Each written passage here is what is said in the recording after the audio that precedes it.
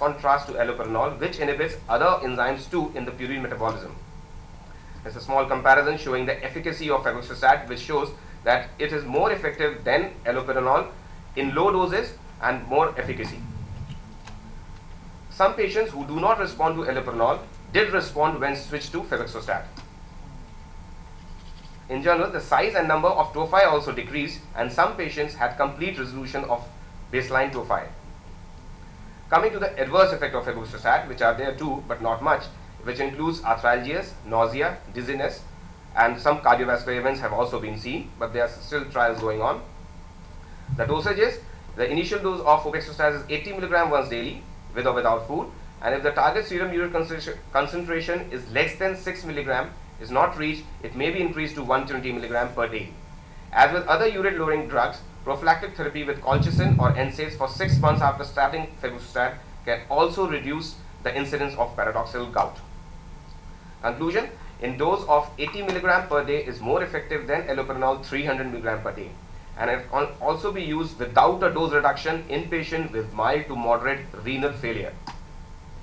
Now, coming to the latest advancements in the management of gout, we have few other uricosurics in which probenecid, sulfenperazone, benzbromonol, and isobromine, they are also in study. Now, coming to the secondary ones, we have amlodipine, atorvastatin, fenofibrate, guaifenesin, and losartan.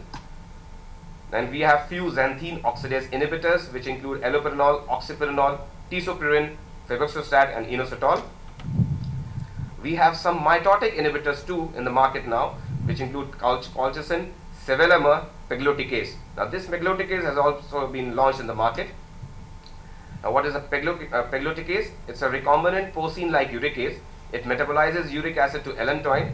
It reduces the risk of precipitase, and its half-life is 10 to 12 days, and hence it's given once in 2 to 4 weeks. The major advantage, it's also given IV, but the disadvantage is immunogenic. The other mitotic inhibitor is RAS uricase. It's also a recombinant uricase. Still, it's in the pipeline of getting some good results of that, and the side effect is anaphylaxis. The next generation of anti-gout agents is anakinra, kenanucap, rilonacept, which Dr. Sadana has told that these are anti-rheumatic agents, but they are still used in gout too, and the studies are still going on. Now, anakinra is an interleukin-1 antagonist. It's given subcutaneously, and it's also used for rheumatoid.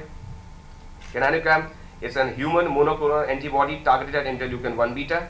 Trials are still going on. Now, coming a little bit on surgical principles. For management of gout, whenever there is a swelling, the incision should always be parallel to the blood supply. We should do the curettage of tophi. Gentle handling of soft tissues should be done to prevent blood supply. Skin grafting is sometimes required, and minimal suturing of wound is required to prevent blood supply, and also to allow escape of liquefied deposit following surgery when removal of tophi is incomplete. We also go for resection of joints, arthroplasty, arthrodesis, curettage, partial resection of tendons, tenosynoviectomy, and reconstruction of flexor tendons. We also go for pressure dressings to minimize dead space. Splints are there for path to rest. Prolonged splintage is avoided to prevent ankylosis. Amputation may be necessary, but every effort should be made to preserve fingers. Thank you. Thank you very much for a good presentation. Any question? Yes. Should we treat asymptomatic hyperuricemia? Asymptomatic hyperuricemia. Yes, sir. We should treat. Up to what level, If the uric acid level is 6 and above, you should go for the treatment of that. Okay. Yes. Second question: for how long, allopurinol or febuxostat to be used? It depends upon the symptoms, but you can go for around 3 to 6 months. And if there is lowering of serum uric acid continuously over a period of time, we go for monthly checkup in the first 3 months, then 3 monthly, and then 6 monthly. And if there is rapid lowering of serum uric acid with dietary control, you can give febuxostat as well as allopurinol for 3 to 6 months. It should be given at least for 6 months. Any other? But these company people say, these... for lifelong they say. They should No, lifelong. Lifelong they should. I have never given a patient for the patient lifelong. This is a very difficult thing I to think tell. the other answer is if the uric acid comes down below 5 or 4, then you can stop for a while, again go on checking it. It's just like you say that to the thyroid patient that you take anti-thyroid drugs lifelong, but I've never seen a patient that taking a thyroid drug lifelong. When his Okay, thyroid the next question, please. So how to differentiate this out from pseudogout, is there any other way to then polarize microscopy? No, I don't think so. No, only that. Only that. Okay, Dr. Agarwal, my question is, what are the diets which should be restricted to the patient? Diets. Yes, which should be restricted to the patient. Such diet should not be taken. Yes. Meat should be avoided. Meat, Non-veg, all the non-veg. all the non-vegetarian And diets. alcohol? Alcohol is also to be Not avoided. to, and any other? Yes, then spinach is there, and all these things you can say tomato in the vegetable, it should be avoided. What about paneer? Paneer, I don't think so. And dals? Dals, Pulses? yes, pulses are also be avoided. It is, some of the, they say pulses should be given, some say they should not be given. Not What's your every- opinion? See, I don't have that much. See, if the amount of Okay. pulse is very less, it's not going to harm you much. But if you are taking, the amount is more and you're taking Any regularly, diet which should be taken more? it's a vegetarian diet other than the diet which I have to. Any role of fruits or water with the empty Yes, stomach? if you drink good amount of water, that is Yes. very much recommended for the Yes, treatment. yes, that is required. Okay, any other questions? You want to? I have a few observations since the last 20 years. First, I congratulate our orthopedic colleagues who has taken up this subject very good. 90% of the job, starting from therapy to surgery, everything, splinting done by us. But due to our busy schedule of surgery, so this subject is going from our hands slowly. Yes. So I think the plan is we should have some special day for special hour for the arthritis clinic, so that we can concentrate on the medical management. Otherwise, if we are seeing a fracture in between, the arthritis comes, they are confused. So we are afraid of methotrexate, sulfasalazine. So confusion starts, and medical leflunomide. So many complications comes. So that's my observation is we should give 2 hours or 3 hours in a week for arthritis, so that we can concentrate our subject will be in our hand. That is my observation. I congratulate all of you. Thank you, sir. Thank you. Thank you. Thank you very much.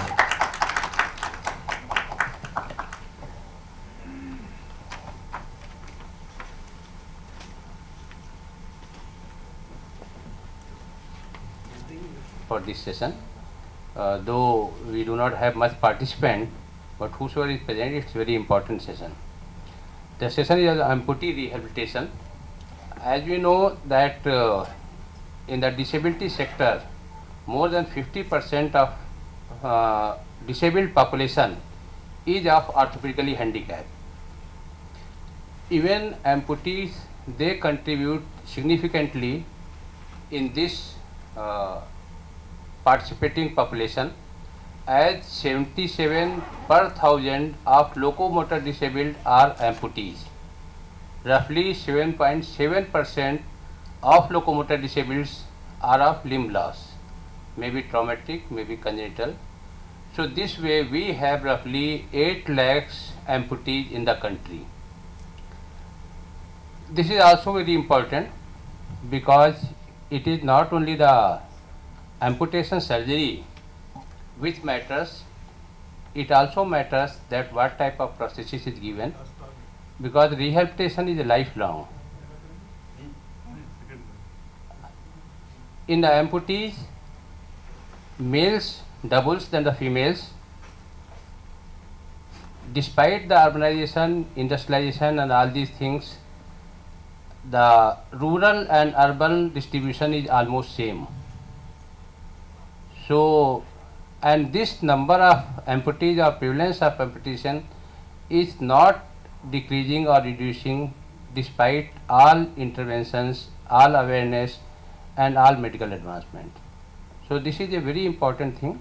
And the other important aspect which I would like to mention here, that despite knowing the importance of rehabilitation, importance of proper prosthetic fitment, the amputation is performed most of times by the junior most orthopedic surgeons or residents, who is neither aware of rehabilitation nor aware of prosthetic fitment. This is a very important thing. Now, since the rehabilitation departments are being established in all the medical colleges, many medical colleges, they have established the department of PMR, where the physiatrists are there, where the orthopedic surgeons who have background of rehabilitation, they are there. They have the prosthetic orthopedic workshop also. So this is a need of time that the amputation surgery should be performed involving the physiatrist, involving the prosthetic orthotic persons. And I would also like to mention here that this prosthetics, orthotics and rehabilitation, basic rehabilitation aspect should be introduced at the undergraduate level, which is already under consideration to MCI, and basic knowledge should also be given to the first year PG trainees, so that we can do a better rehabilitation of these amputees. Now we have 4 speakers in this session: Dr. Nirmal De, Dr. Sanjay Keskar, Dr. Sanjay Das from AIIMS Cuttack, Bhubaneswar, AIIMS Bhubaneswar, Dr. Sanjay Das, Dr. Keskar and Dr. Nirmal De is from Calcutta, and myself will be covering them. So the first speaker, I would request Dr. Nirmal De to speak on the congenital limb loss. He will be covering the aspects of the congenital, not congenital amputee, we say, should the congenital limb loss. So my request Dr. Nirmal De to speak about.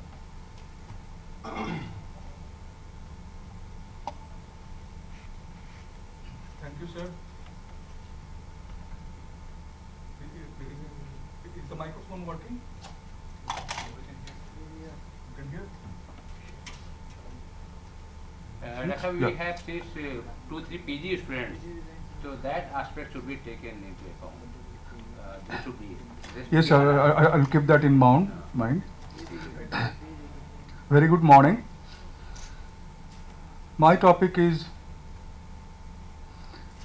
rehabilitation of congenital amputee. This is not an uncommon scenario. As an orthopedic surgeon, one must have some basic ideas how to proceed with the treatment for these unfortunate children. It starts with counseling the parents, because the parents who bring the child to the OPD, they always come with a sense of guilt. What did I take or do during my pregnancy to cause this? Or worse, from which side of the family did this affliction come? In large number of cases, parental disharmony, this will ruin the child's future. To prove our point that none of the parents are at fault, they may need genetic counseling. Parents are very anxious, worried about the child's future. The main areas of concern are: will the child walk? Can the child play sports? Whether he or she will have children of their own. Yeah, to reassure them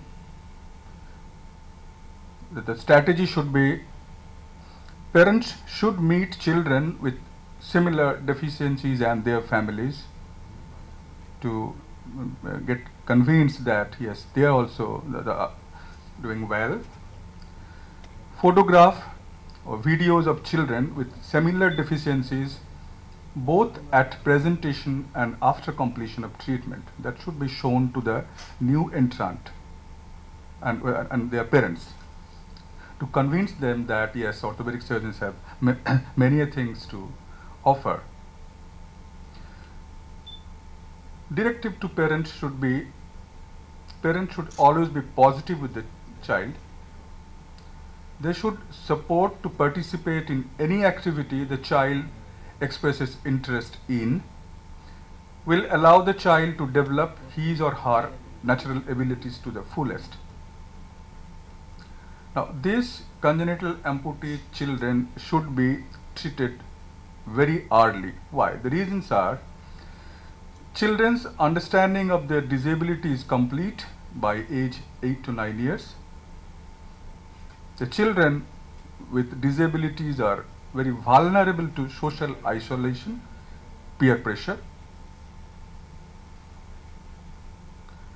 So the basic principles of treatment should be, the aim is to obtain best possible function. Because it has been seen that reconstructive surgery and repeated reconstructive surgery, ablative surgery, orthosis or prosthesis may be appropriate according to the severity of the defect. But for some children, simple training, advice to parents, and the use of simple appliances such as elongated cutlery may achieve more than the cleverest surgery or the most intricate mechanical device. It's told by Sharad.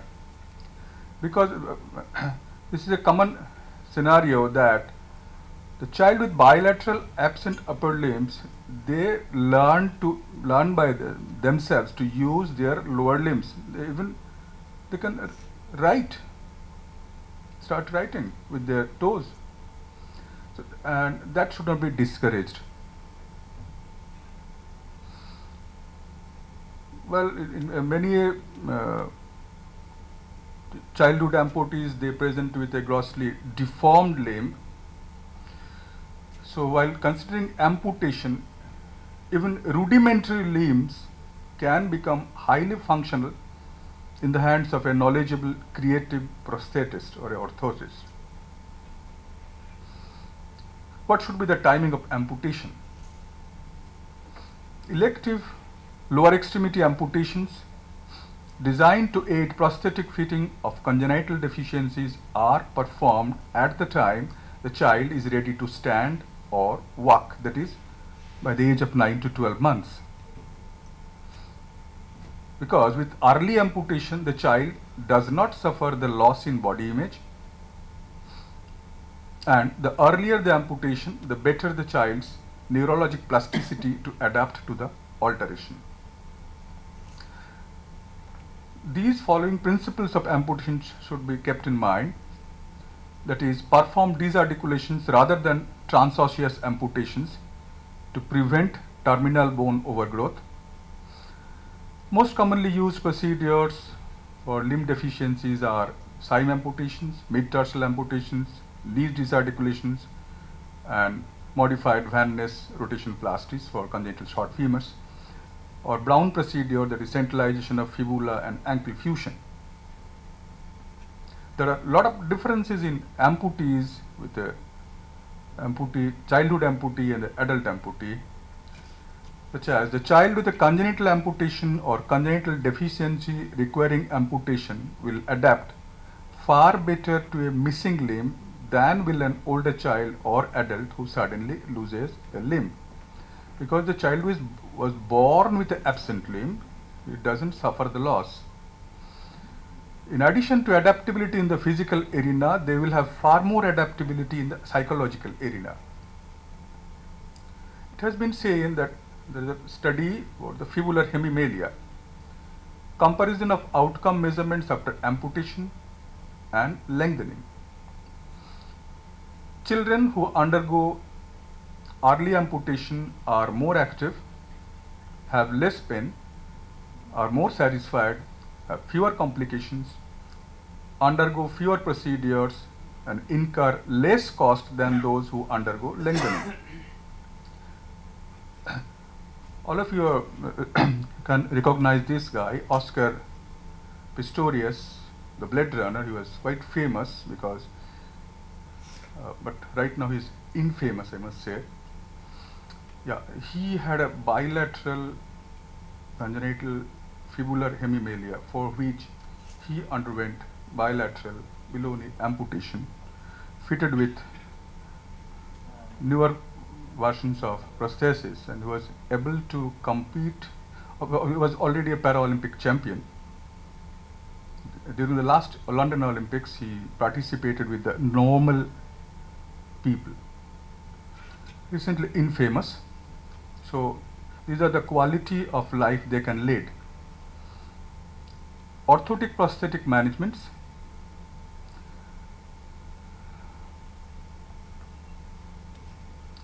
About the prosthetic rehabilitation,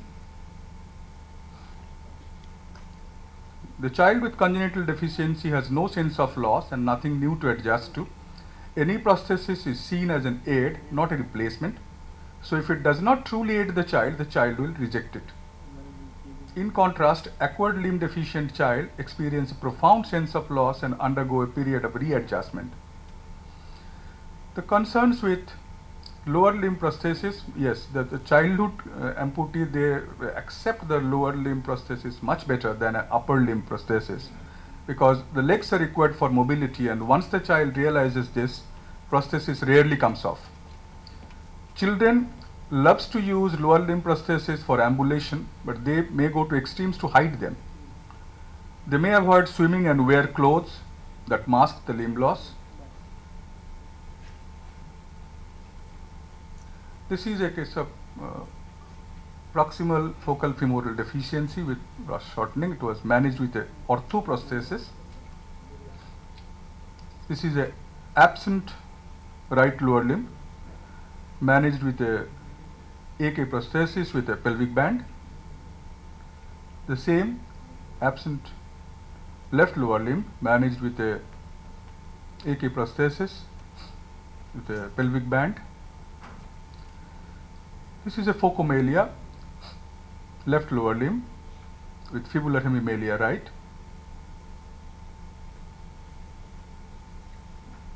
This is a tibial hemimelia. There is complete flexion at the knee joint. This flexed knee was accommodated inside the prosthesis. So the child did not accept amputation, and it was so the deformity was accommodated within the prosthesis.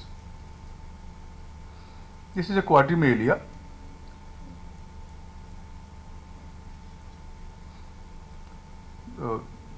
He underwent a rehabilitation training. This is a sitting posture. The toy parts were used to give the child upper limb and all, so that the main idea was to make the mother free so that she can look after household work. The child can sit, can hold things. So in conclusion, there have been tremendous developments in orthosis, prosthesis and surgical techniques of deformity corrections, including bone lengthening. But the problems here in our country are late presentations, associated life-threatening comorbidities, very rigid contractures, anomalous or absent neurovascular structures, anomalous muscles and tendons, severe limb shortening. So due consideration should be given to availability of resources and surgical expertise. The last one, late amputations for painful, stiff, non-functioning, insensate limb after repeated reconstructive surgery yields the worst results. Because after 10, 12, 16 surgeries at the end of 18, at the age of 18 or 20 years, you end up with the child comes and requests for an amputation. That should not be done. I think it should be assessed whether if amputation is to be done, it should be done as early as possible, not after failure of repeated surgical procedures. Thank you very much for your kind attention. Thank you, Dr. Day. I think we should give 2 minutes for the question, please. Sure. As you say, that the early amputation is required for the better amputation. So when the surgical attempt should be taken, if any there required limb lengthening or something like that, if there is patient having some part of the limb like this, so the below knee part. So in this case, the lengthening should be attempted, or what are the criteria and indication of the lengthening? Thank you, Dr. Kishku, for the excellent question. I think, such as for an example of fibular hemimelia, I mean, the decision is to be taken whether to reconstruct or amputation. That decision depends on the presence of the distal part of the foot. I mean, the rays of foot present. If 5 rays are present, well, reconstructive surgeries are recommended. I mean, the extent of the absence, extent of deformity, extent of disability present at the foot, that determines the reconstructive option. If it is seen that the foot can be reconstructed, the foot can bear weight, then it's very well indicated that one should go for reconstructive surgery for the fibular hemimelia. There's so many surgical options are available, centralizations, later on arthrodesis and tibial lengthening. But it all depends on the distal presence of the distal part, the magnitude of the distal involvement. I would like to add, Dr. Kisku, normally the cases who requiring the limb lengthening, they do not require the amputation. Yes.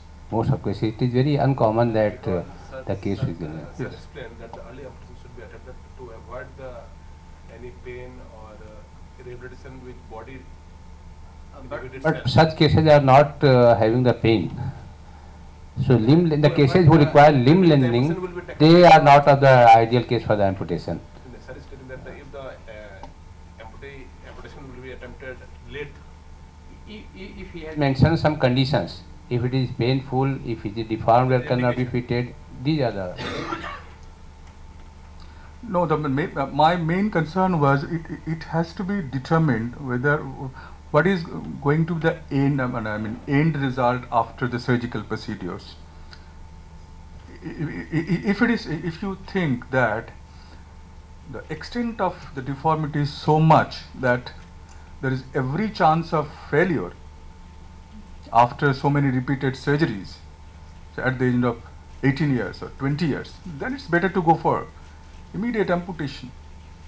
Amputation is that a last decision, not a first decision, but it should be a meticulous decision. Meticulous decision. After thorough examination, a meticulous decision. In one sentence I'll tell, if the limb, in congenital amputation, limb reduction I'll tell, if the limb is a burden to the patient, Yes, then in one word, if it is a burden to the patient, Yes. go for amputation. There are certain cases they manage very nicely without anything, Yes. but still then they come for prosthesis. You know why? Because they want a cosmetic. cosmetic, yes, yes. They go outside like a normal person, but inside they remove the limb or remove the artificial limb and work normally.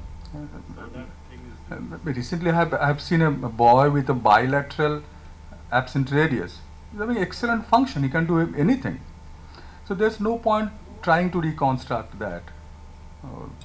In most of these children, they have excellent functions. So that should be encouraged. In some cases, you may get projecting bones like hemimelia. Yes, yes.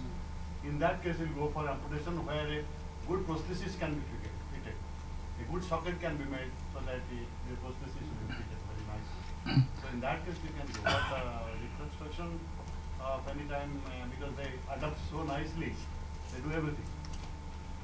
So reconstruction decision is very, very difficult, because after 10, 12 surgical procedures, if you decide at the age of 18 years or 20 years, what happens to the child? If he misses out on his school education. Most of the time he is in the hospital. So at the end of 18 years, what he wants to be. Yes. The surgeon may feel happy that after 20 surgeries I have done this, but the child loses the childhood. That should also be considered. Thank you, Dr. Ande. Thank you. Now the next speaker is Dr. Sanjay Das, and he'll be covering the upper limb amputee, rehabilitation of upper limb amputee. Dr. Sanjay Das.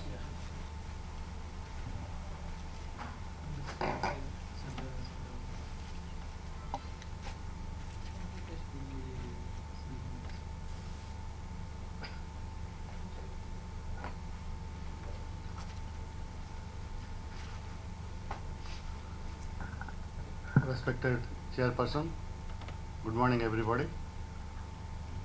My topic is prosthetic and prosthetic system in upper limb amputees. Though we are very much familiar with the lower limb amputees, but upper limb amputees are very difficult to manage and precise mechanism is to be there.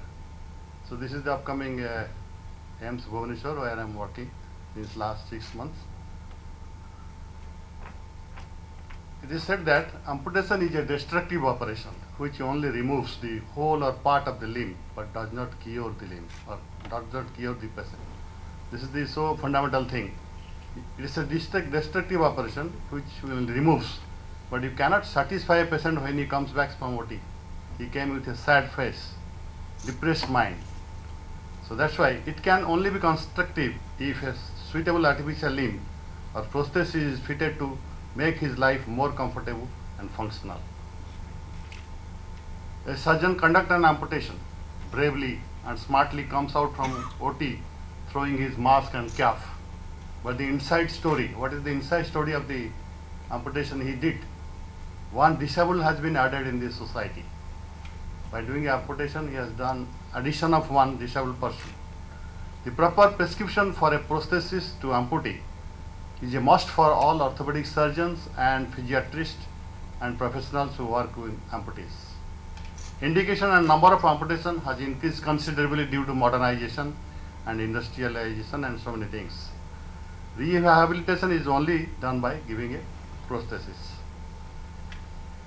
The prosthesis word, the word prosthesis, the proper name for artificial limb, derived from the Greek word meaning to place an addition to the lost part of the body. In fact, the real definition is prosthesis is an artificial replacement of the missing part of the amputated limb. It provides most important activity, ambulation in lower limb amputee, and functions and restore cosmetic appearance as well in upper limb amputees. Coming to short history, I will go quickly. Amputation is a very ancient operation, started from Hippocrates era, 1800 BC. According to Rig Veda, there is a mention of an artificial limb made of iron fitted to warrior queen Bhispala by Ashwini Kumar. Ashwini Kumar, who made the iron hand, and again the queen Bhispala fought against the enemies. That was the history goes back. And Parry in 1529 conducted the first elbow disarticulation, and so on and so on. The amputation's history is going on. We will not discuss in detail. What are the advantages of using prosthesis? You must know what are the advantages. Improves venous return, sensory feedback mechanism, prevent edema of stump, prevent phantom limb sensation, improve muscle power, prevent deformity or muscle contracture, improve functions, and psychological satisfaction that he has got back a limb, though it is artificial. When to prescribe prosthesis? Very important for postgraduate student. Our chairman sahab has told that we must keep when to prescribe prosthesis. Most of us immediately after stitch removal write prosthesis, but that's wrong. Prosthesis are to be prescribed after stump is matured. What is stump is matured? That we should know. Stump maturity we can call only when minimum duration 5 to 6 weeks after stitch removal. No stump edema or swelling in the proximal joint or in the stump. Healthy, healed and mobile scar. No residual tenderness over the scar. Then you can stamp it as a matured stump, where the stump can accept the prosthesis. Functions of the prosthesis, lower extremity, I am not going to discuss. Dr. Keskar will be telling on that. Now coming to upper extremity prosthesis, 3-job pinch action, initiation, reach, grasp, and release and hold. These are some of the functions which is possible by prosthetic fitment, not by normal thing. Coming to level of amputation, in upper limb, this is the best diagram where you can see all the levels from going downwards, from the upward, from down to up. Transcarpal, wrist disarticulation, long below elbow, short below elbow, very short below elbow, elbow disarticulation, standard above elbow, short above elbow. Now we are coming it transfemoral, we are calling it transfemoral, and below elbow you are calling transradial. This is modern nomenclature. Then shoulder disarticulation, then shoulder, that is called the forequarter, or you can call it shoulder intrascapular thoracic amputation. So these are the level of amputation. Sometimes the PG students get a full question of 20 marks on this, that what are the levels of amputation in upper limb or lower limb also, very important. Now what are the different types of prosthesis indicated for these types of amputation? I told prosthesis for finger amputation, you give filler, I will tell you. Prosthesis for thumb amputation, transmetacarpal, that is partial hand prosthesis we give. Wrist disarticulation prosthesis, transradial prosthesis, elbow disarticulation prosthesis, transhumeral prosthesis, shoulder disarticulation prosthesis, and forequarter amputation we give a forequarter prosthesis, which is very, very difficult and very rarely you will find a 4/4 amputation wearing a prosthesis. Now classification. Prosthesis is fabricated as exoskeletal and endoskeletal, two types of prosthesis. Anatomical classification, we have the upper limb and lower limb prosthesis. Now coming to the upper extremity prosthesis, the upper extremity prosthesis may be categorized two categories. Body power operated prosthesis, that means our muscle power will activate the prosthesis, that is called body power. Another is external power. So external power prosthesis, as you know, it is by battery or by any motor, all these things are called external power prosthesis. So one is the body power, the movement of the muscle or the action of the muscle or the contracture of the muscle, which will activate the hands to move. And the other one is the externally power, that is battery or any motor or any stimulation. Now body power operated prosthesis, the body power control indicates that the prosthesis uses body movements are harnessed with control straps and cable to operate the prosthesis. So from the muscle there will be cables and straps which will activate the hand to function.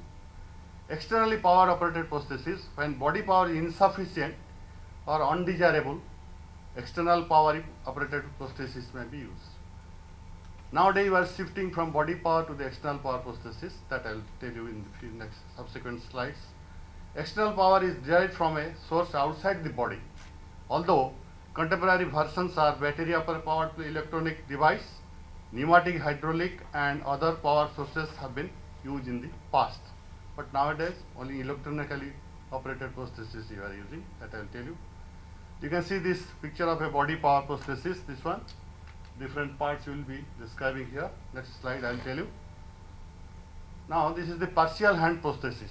Partial hand prosthesis may include cosmetic finger with filler, functional thumb, cosmetic glove with filler, partial hand prosthesis with cosmetic glove. So these are the different types of prosthesis I read out, which can be given from loss of a finger to loss of the thumb or partial loss of the hand.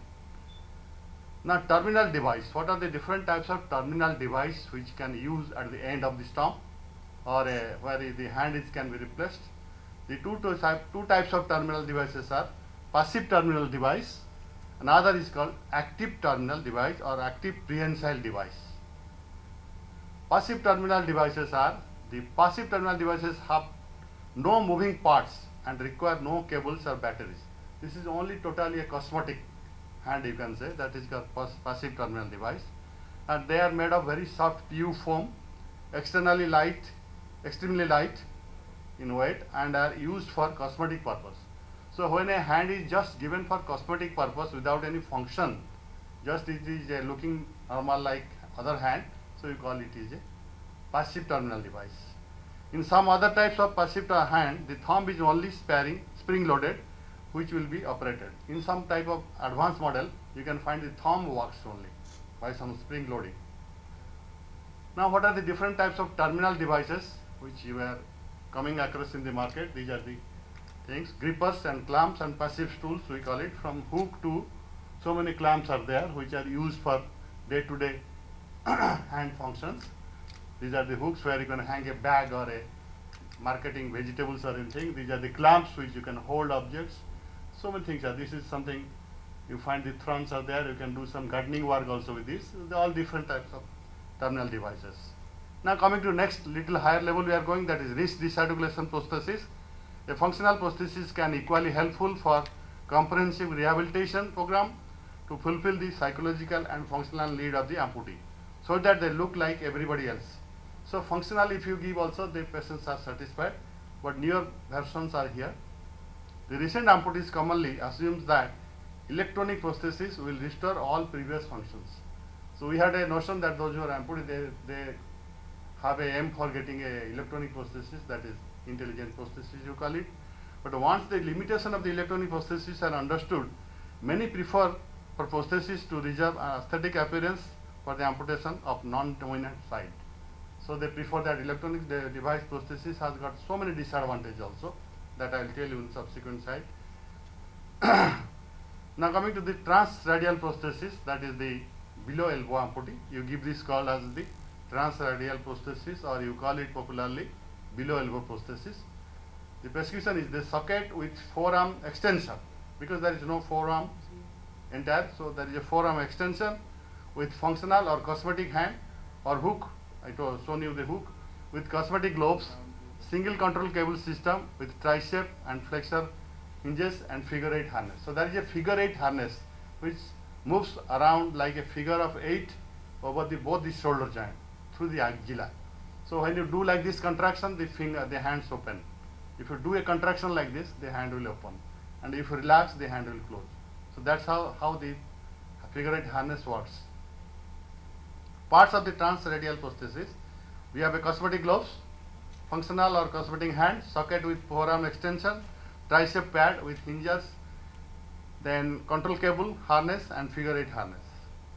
Now you see these are the varieties of the transradial prosthesis. So it came to our hospital when I was working there in Nirtar previously, an institute like IPH, where our chairman sir was the director there. So many varieties of prosthesis we can find. Now coming to the next transradial prosthesis, that is the electronic hand. A new technique has been designed and developed at SB Nirtar, where I was working. They devised the prosthetic department is the endoskeletal prosthesis. So the modular or endoskeletal prosthesis technology not only reduces the weight considerably, but also enhances the functional use of the prosthesis. Utilizing the lightweight modular prosthesis, amputee can perform various ADL and other manipulative activities efficiently. The design has been field tested with many patients and is well accepted by the below elbow amputees. That is modular transradial prosthesis. We will know the advantage. The modular BE prosthesis is very light in weight. It needs very less time for fabrication and fitment. It is functionally superior as amputees can perform various activities efficiently. The soft foam cosmetic cover improves the aesthetic appearance and surface soft feel like a normal hand, and the control cable placed inside the cosmetic cover improves cosmetic appearance. Now this is one of the examples where you find this medullary prosthesis. Now you are coming to a little higher, that is the elbow disarticulation prosthesis, where you disarticulate the elbow for certain condition, and an elbow disarticulation amputee wearing elbow disarticulation prosthesis showing opening of terminal device, achieving some functions of the upper limb. Now this elbow unit, there are different types of elbow unit used for higher level amputation. There are external elbow unit and internal elbow unit. There are two types of units which are used. And coming to the next higher level of amputation, that is the transfemoral or above elbow amputees. That is called transfemoral prosthesis, and general prescription is socket with arm extension, elbow unit, forearm cell or triple control cable system with figure 8 harness, and cosmetic hand with cosmetic gloves. So this is the conventional prosthesis, but I will describe the electronic prosthesis in my last slide. This is the transfemoral prosthesis. You can see these are the examples of transfemoral prosthesis.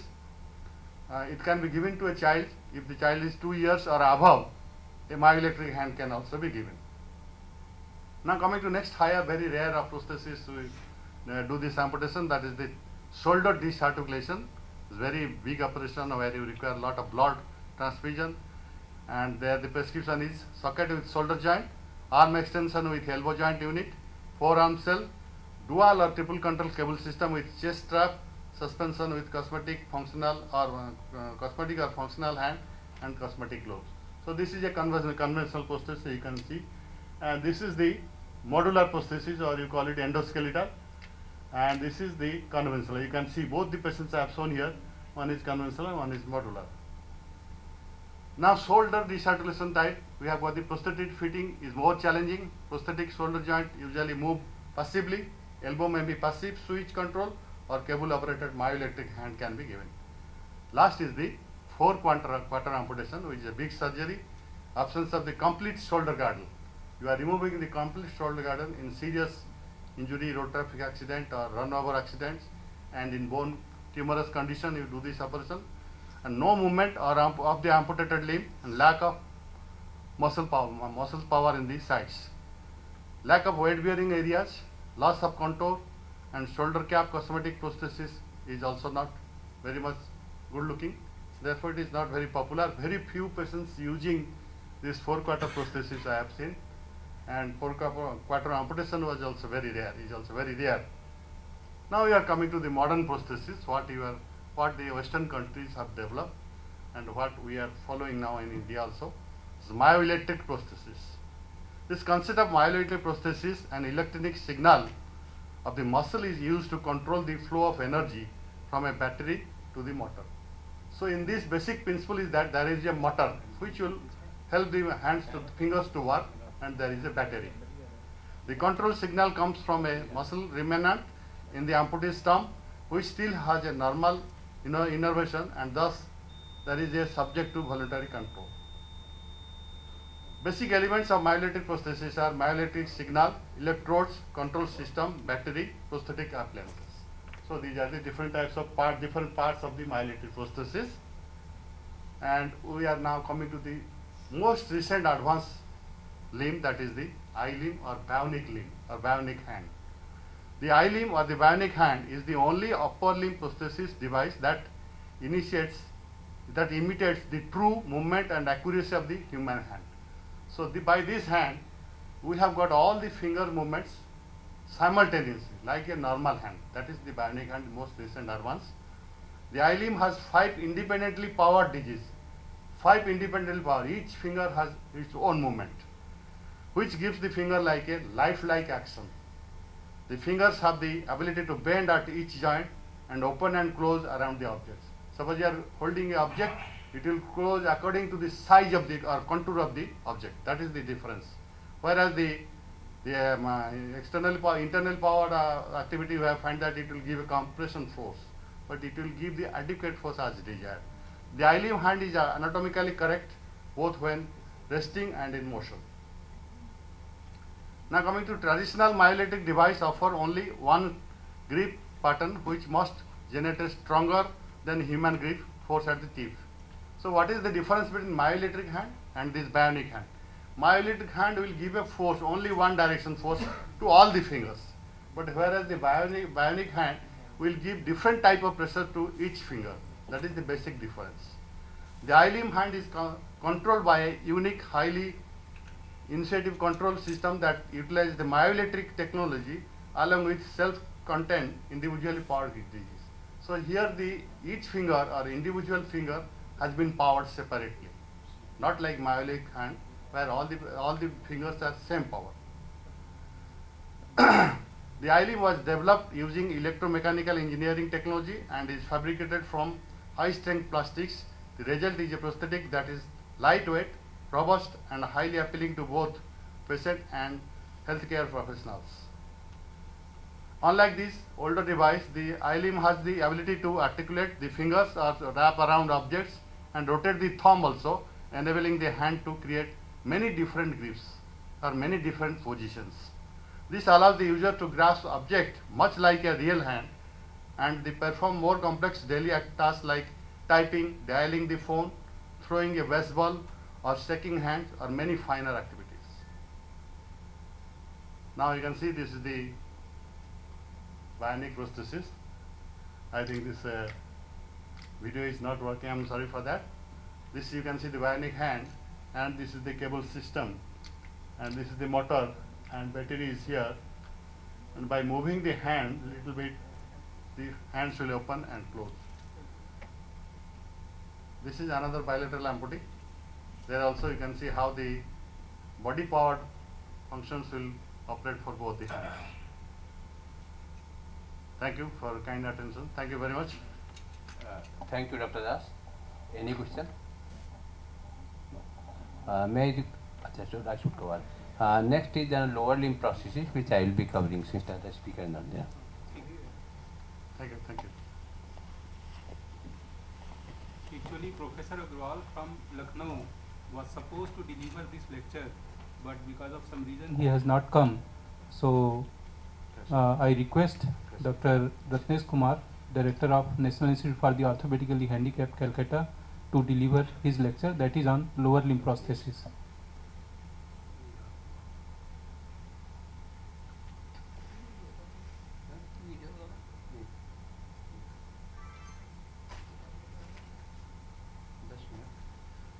Since Dr. Das has covered many things. I will be focusing on the important things, and I would like that to be more interactive, especially for the PG students, because others are all the senior people not required. The internal prosthesis and external prosthesis, or endoskeletal prosthesis and exoskeletal prosthesis. So these are two terms which are commonly used. Endoskeletal prosthesis are usually, they are the modular type of prosthesis, and here the core where weight is transferred is just like in our limbs, it is bone. So the bones are replaced by modular system from which weight is transferred. This is the difference.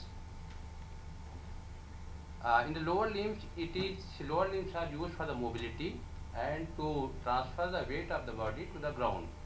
So stability is very important in the lower limb prosthesis. As prosthesis classification, there are basically three types: immediate post-operative treatment of the prosthesis, these are temporary prosthesis; temporary prosthesis, which are a pylon, PG students they are knowing; definitive prosthesis, which patient uses subsequently. As I mentioned about this exoskeletal and endoskeletal prosthesis. Endoskeletal prosthesis is recent, for a decade or so they are being commonly used, and it has some advantage like any modular system. If anything is out of order, you just change it. That part should be changed. Whereas realignment can be done, adjustment can be done, which is not possible in the exoskeletal type of the prosthesis. These are the various parts of the prosthesis. Like socket. Socket is a part which is coming directly on the contact of the stump. Stump is a part of the limb which is left after amputation and attached to body.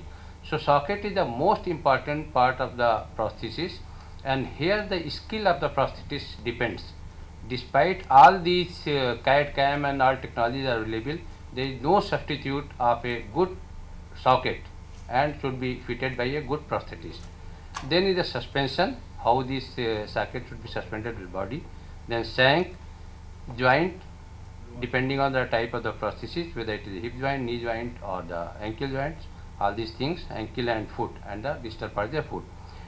Level of amputation, this is again, earlier it was the joint, knee joint in the lower limb, which was taken as a landmark, that is a focal point. The amputation is below knee or above knee. But now the terminology is used. If it is the through the joint, then the joint name should be used, and if it is through the limb, then which major bone is being cut. So whether it is a transfemoral or transtibial, it is through knee, through hip, or depending on joints. So these are the sockets. Socket can be the, I think it is not very clear. Yes, the quality of socket, it can be hard with the soft liners, and the flexible socket. Nowadays it is the flexible socket which is very common and is being used. Configuration can be total contact socket or can be quadrilateral socket depending on the size, weight bearing. Suspension can be the self-suspended, because the limb has to be attached to be suspended with the body. Something should be there. So it is the suspension, maybe the self-suspension, or maybe the suspension by the attachments. Suction sockets, that is it fitted with the step itself by the suction, and silicone liner. These are all the advancement in the suspensions. Then the shank, again the exoskeletal and endoskeletals. Endoskeletal advantage is the lighter and cosmetically better, because the upper part that can match in terms of the colors, in terms of textures, in shape, all these things can be done and can be adjusted also. Whereas these facilities are not available in the exoskeletal. Then prosthetic foots, the very advanced foots are now available. Earlier it was only the sage foot, solid ankle cushion heel, that was a common thing. And the PG students, they must also be knowing the Jaipur foot, which is very common. You get a short note on the Jaipur foot. So these are the commonly which is. Jaipur foot had certain advantages in the Indian population, Indian scenario. It was low cost.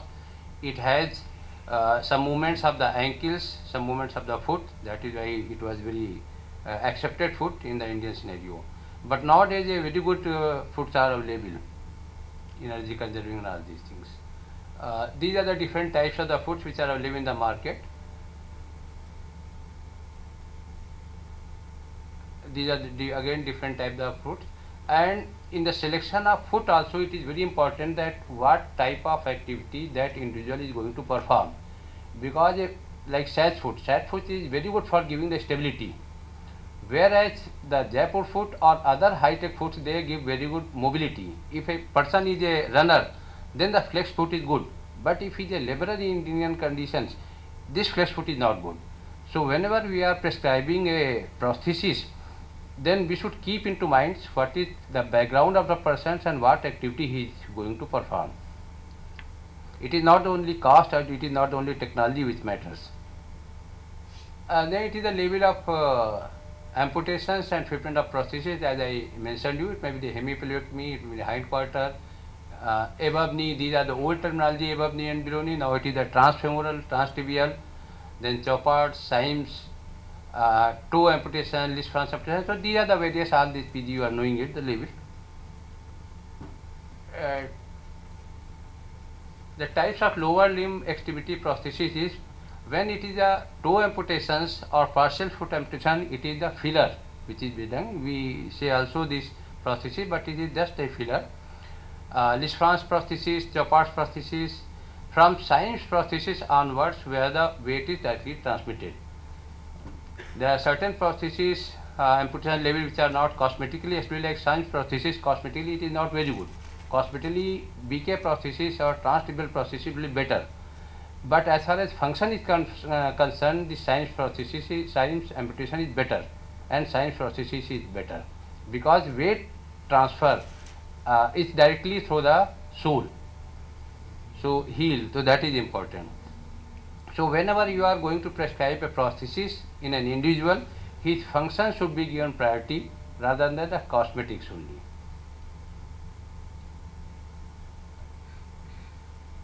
These we can just go on, and I leave for your questions. Transtibial prosthesis, exoskeletal prosthesis. This is, you see, this endoskeletal prosthesis because we have here, this is not a complete prosthesis. They have given this endoskeletal system. Above this, they give a cosmetic. They give a cosmetic covering on this. The shape of prosthesis will be like this. These are bilateral transtibial partial foot prosthesis. Just go on. Knee disarticulation, different prosthesis can be given. Transfemoral prosthesis. Hip disarticulation and hind quarter prosthesis. These are usually very cumbersome, and proper fitment is very important. And many times this hind quarter amputation is done in patient of these malignancies. When you require, then such things are required. These are the cumbersome prosthesis. There are certain types of the prosthesis which are cosmetically not good, but functionally these are good, and if they are given in time, depending on the activity of the person, they are very important. And many times we give this bilateral transfemoral amputees, we are give a long prosthesis. Cosmetically they are good, but they cannot be used for the long time. They also require some more time for fitting, their caring, so the stubbies are being given. Similarly, the bent knee prosthesis. This is not an ideal prosthesis, but function wise, if the prosthesis cannot be fitted, or person is not willing for this surgery, then we give a bent knee prosthesis. It has advantage because weight transfer is directly through it. Then sometimes we also give the orthoprosthesis, like this. This part is a prosthesis, but upper part is orthosis. So that is also being used, and this improves the functions in the, especially in the short limbs. So this is basically in brief. I would like that PG students, if you have any queries, then please ask. Okay, then thank you. Now the next is on the advance in the prosthesis, and that is the osseointegration. So Dr. Keskar will be speaking on the osseointegration. That is of interest of the orthopedic surgeons.